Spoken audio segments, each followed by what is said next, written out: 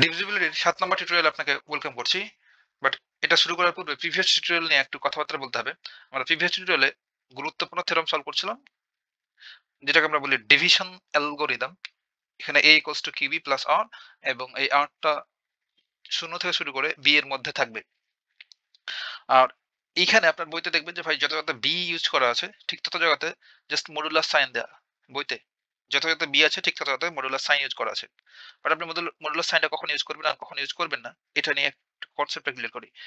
ধরেন এখানে আমাদের বলা আছে ফর এনি টু ইন্টিজার্স, দুইটা পূর্ণ সংখ্যা a আর b not equals to 0, a আর b এরা 0 না, বাট এটা তো চাইলে নেগেটিভ হতে পারে। ধরেন এখানে b না লিখে মাইনাস b লিখে থাকতে পারে, তাই না? তখন ভাই এখানে মাইনাস b তো হইতে পারে।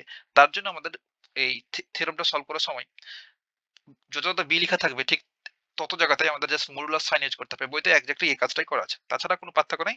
বাকি আমরা যা শিখেছি সবকিছু ঠিকঠাক আছে। এতটুকু বলার জন্য এখানে আসা মূলত।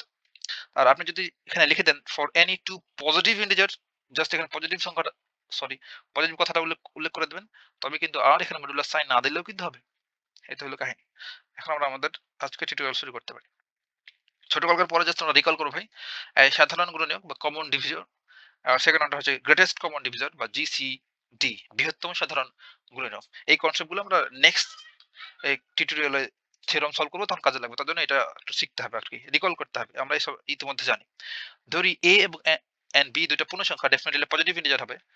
এটা ধনাত্মক পূর্ণ সংখ্যা, আপনি এখানে লিখে দিতে পারেন দুটি পজিটিভ ইন্টিজার। ধনাত্মক পূর্ণ সংখ্যা যদি কোন পূর্ণ সংখ্যা d এমন হয় যে d ডিভাইস a, আমরা ইতিমধ্যে জানি যে এই বারের এই পাশে যা লিখে থাকে সেটা ডিভাইস করে পরেরটাকে। ইতিমধ্যে জানি জানি ভাই যে ডিভিশন অ্যালগরিদমে দেখলাম যে আমরা এটা কি লিখতাম, b ডিভাইস a এমন করে লিখতাম যে a কে b ডিভাইস করে। তখন আমরা বলছিলাম যে a ইকুয়ালস টু লিখা যায় bc, যেখানে c একটা ইন্টিজার, তাই না? এটা যদি ডিভাইস করে তবে, এবং d আবার b কেও ডিভাইস করে। d কোনো একটা পজিটিভ ইন্টিজার যেটা কিনা a কে ডিভাইস করে এবং b কে ডিভাইস করে, আর a আর b ছিল দুটো নাম্বার। দেন আমরা d কে বলতে পারবো a আর b এর কমন ডিভিজর, তাই না? বা সাধারণ গুণনীয়ক। এই যে দেখেন এখানে আমাদের একটা উদাহরণ দেয়া আছে। a সমান 12 আর b সমান 18, দেখেন, এবং 12 এবং 18 এর কমন ডিভিজর গুলো হচ্ছে 1 2 3 8। একটু যদি লিখি এগুলো আবার, যে আমরা 12 এর ডিভিজর গুলো কি কি ভাই? এই 12 কে আমরা 1 দ্বারা ডিভাইড করতে পারি, 2 দ্বারা ডিভাইড করতে পারি, 3 দ্বারা পারবো, 4 দ্বারাও 12 কে ডিভাইড করা যায়, 5 দ্বারা যায় না, 6 দ্বারা যাবে, 7 দ্বারা যাবে না, 8 দ্বারা যাবে না। এখন 12 দ্বারা এটাকে ডিভাইড করতে পারবো। আর 18 এইটারে 18 কে আমরা 1 দ্বারা ডিভাইড করতে পারবো, 2 দ্বারা পারবো, 3 6 18, 3 দ্বারা হবে, 6 দ্বারা হবে, 4 দ্বারা হবে, 7 দ্বারা হবে না, 8 দ্বারা হবে, হবে না। 9 দ্বারা ডিভাইড করা যাবে এবং ফাইনালি 18 দ্বারা এই 18 টাকে ডিভাইড করতে পারবো। তাহলে এদের ভিতরে কমন কোনগুলা ভাই? এখানে 1 2 2 3 3 আর 6 6, এগুলো হচ্ছে কমন ডিভিজর। তাহলে 12 এবং 18 এর কমন ডিভিজর হচ্ছে 1 2 3 এবং 6। এগুলো মূলত হচ্ছে আমাদের কমন ডিভিজর। দেখেন আমাদের ডেফিনিশন এক্স্যাক্টলি এগুলোই বলছে যে a আর b দুটো পূর্ণ সংখ্যা, এবং d বলতে আমরা এই 1 2 3 6 এগুলোর যেকোনো একটাকে বোঝাচ্ছি, সবগুলোকে আমরা d দ্বারা ডিনোট করছি। ডিভিজর বা common divisor definitely. d a K device করে, d b কে ডিভাইস করে। দেখেন আমাদের এখানে এই 2 12 কে ডিভাইস করে, এই 2 18 কে ডিভাইস করে, এই 6 18 কে ডিভাইস করে, 12 কে ডিভাইস করে। এটা বুঝিয়ে গেল ছোট কালকার পড়া। আর বৃহত্তম সাধারণ গুণনীয়ক বা গ্রেটেস্ট কমন ডিভিজরটা কি? ধরেন a আর b এর সকল সাধারণ গুণনীয়কের মধ্যে যেকোনো একটি সর্ববৃহৎ, এবং এই 12 এবং 18 এই দুটোর কমন ডিভিজর হচ্ছে 1 2 3 6। এর ভিতরে যেটা বড় ভাই সেটাকে মূলত আমরা বলি জিসিডি বা greatest common divisor. Common divisor গুলোর ভিতরে সবচেয়ে বড় ডিভিজরটাকে আমরা বলি গ্রেটেস্ট কমন ডিভিজর। আর এখানে সবচেয়ে ইম্পর্টেন্ট হচ্ছে জাস্ট নোটেশনটা। আমরা জিসিডি কে আমরা জিসিডি অফ এ বি এমন করে প্রকাশ করতে পারি।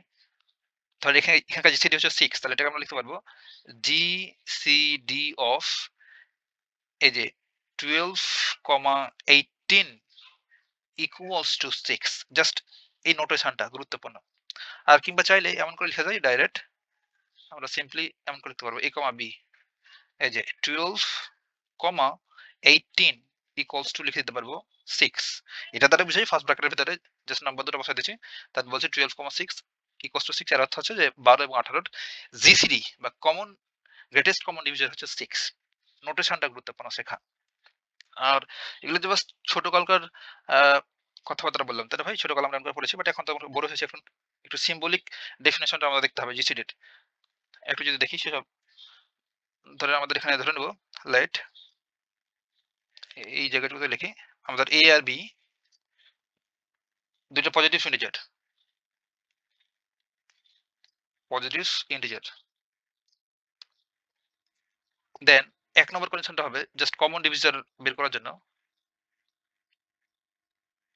১ নম্বরটা হলো যে ধরেন কোন একটা ইন্টিজার ডি যেটা এ কে ডিভাইস করছে এবং ওই ইন্টিজার ডি বি কে ডিভাইস করছে, তখন আমরা এই ডি কে বলতে পারবো কমন ডিভিজার, তাই না?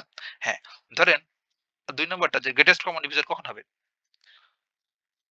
ধরেন এই ডি দ্বারা সবগুলাকেই মিন করছি। এখানে 1, 2, 3, 6 যা আছে সবগুলাকেই। এখন আরেকটা ডিভিজার ধরলাম স্পেসিফিক ভাবে এদের 6 টাকেই মিন করছি এখন ডি ড্যাশ দ্বারা।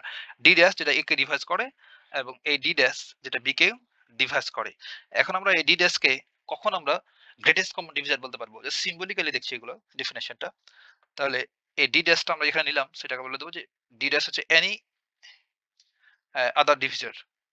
ডি ড্যাশ হচ্ছে এনি আদার ডিভিজার। তাহলে আমরা এবং যদি ইফ এ ডি ড্যাশটা ডি ড্যাশ